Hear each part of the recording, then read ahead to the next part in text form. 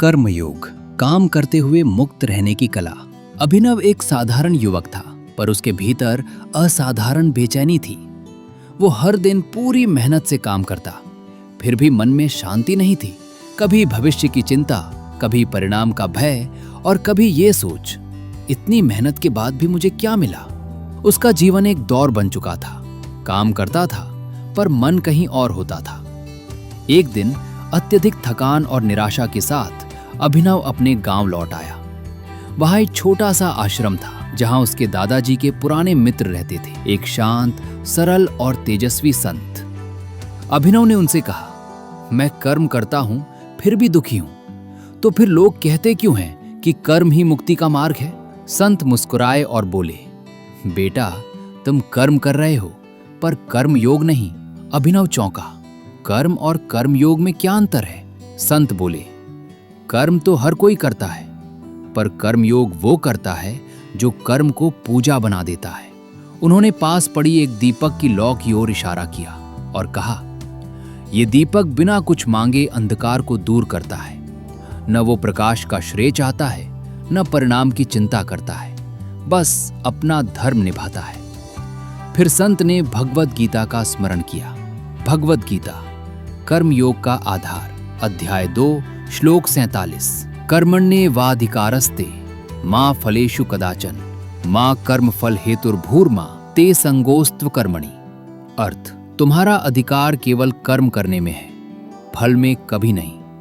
फल की इच्छा से कर्म मत करो और अकर्म, कर्तव्य से पलायन में आसक्त मत हो। संत बोले, अभिनव, जब तुम कर्म को फल से बांध देते हो तो कर्म बंधन बन जाता है, और जब कर्म को ईश्वर को अर्पित कर देते हो तो वही कर्म मुक्ति का द्वार बन जाता है। अभिनव ने पूछा, तो क्या हमें परिणाम की परवाह ही नहीं करनी चाहिए? संत ने उत्तर दिया, परवाह नहीं, आसक्ति नहीं। बीज बो पूरी श्रद्धा से, पर फल को प्रकृति और ईश्वर पर छोड़ दो। अगले दिन से अभिनव ने एक प्रयोग शुरू किया। वो काम वही करता रहा, पूरी निष्ठा और ईमानदारी से, पर अब हर सुबह मन ही मन कहता, ये कर्म मेरा कर्तव्य है, इसके फल का स्वामी मैं नहीं हूं। धीरे धीरे उसका मन बदलने लगा, काम का बोझ हल्का लगने लगा। सफलता आई तो अहंकार नहीं हुआ, असफलता आई तो टूटन नहीं हुई। उसे समझ में आने लगा कि कर्म योग बाहर का नहीं, भीतर का परिवर्तन है। कुछ महीनों बाद लोग कहने लगे, अभिनव पहले से ज्यादा शांत लगने लगा है। वो मुस्कुराता और मन ही मन जानता, शांति बाहर से नहीं आई थी, वो तो तब आई जब उसने कर्म को पूजा बना लिया। अंततः अभिनव ने वो सत्य जान लिया जो श्री कृष्ण ने अर्जुन को सिखाया था।